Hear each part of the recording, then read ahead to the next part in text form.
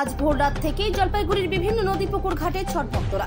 যে কোনো অপ্রীতিকর ঘটনা এড়াতে ছট পুজোকে কেন্দ্র করে প্রতিটি ঘাটে সজাগ রয়েছে পুলিশ থেকে শুরু করে সিভিল ডিফেন্স এবং পিঙ্ক পুলিশও। রাতভর নিয়ম নিষ্ঠার সাথে পূজায় ব্রতী হয়েছেন ছট ভক্তরা।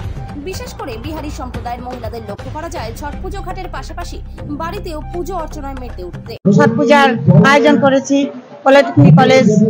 ছট পূজা আমরা সবাই মিলে কত লোকজন আমরা সবাই পূজা করছি।